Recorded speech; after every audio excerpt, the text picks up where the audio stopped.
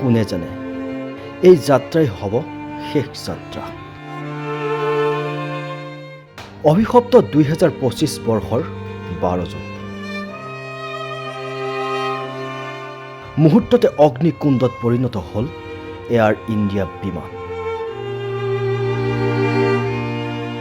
বিশ্বৰ বুকুত আন এক কৰুণ ঘটনা।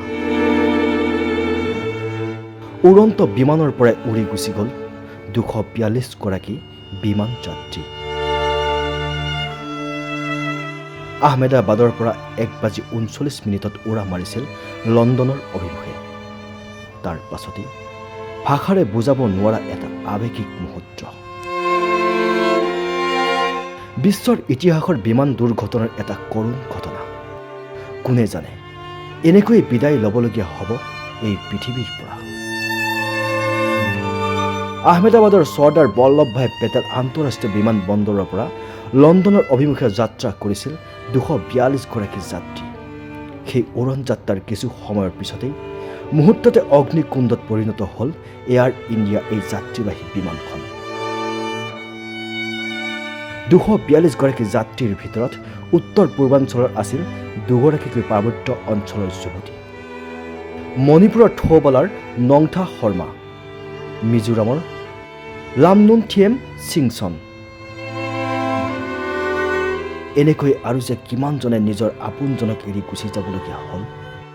কিমান যে আশাৰে বাট চাই ৰৈ আছিল মাক, দেউতাক, পত্নী আৰু সন্তানে। এতিয়া মাথো উড়ন্ত বিমানৰ চকুপানীয়ে দহিছে সকলোকে। News desk report, nation any.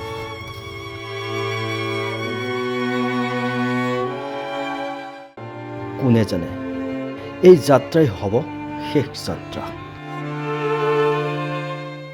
অভিশপ্ত 2025 বৰ্ষৰ 12 জুন মুহূৰ্ততে অগ্নিকুণ্ডত পৰিণত হ'ল এয়াৰ ইণ্ডিয়া বিমান। বিশ্বৰ বুকুত আন এক কৰুণ ঘটনা। উড়ন্ত বিমানৰ পৰাই উৰি গুচি গ'ল 242 গৰাকী বিমান যাত্ৰী। আহমেদাবাদৰ পৰা 1:39 উৰা মাৰিছিল লণ্ডনৰ অভিমুখে। তাৰ পাছতেই ভাষাৰে বুজাব নোৱাৰা এটা আৱেগিক মুহূৰ্ত। বিশ্বৰ ইতিহাসৰ বিমান দুৰ্ঘটনাৰ এটা কৰুণ ঘটনা। কোনে জানে এনেকৈ বিদায় ল'বলগীয়া হ'ব এই পৃথিৱীৰ পৰা। আহমেদাবাদৰ চৰ্দাৰ বল্লভভাই পেটেল আন্তঃৰাষ্ট্ৰীয় বিমান বন্দৰৰ পৰা লণ্ডনৰ অভিমুখে যাত্ৰা কৰিছিল 242 গৰাকী যাত্ৰী। সেই উৰণ যাত্ৰাৰ কিছু সময়ৰ পিছতেই মুহূৰ্ততে অগ্নিকুণ্ডত পৰিণত হ'ল এয়াৰ ইণ্ডিয়া এই যাত্ৰীবাহী বিমানখন।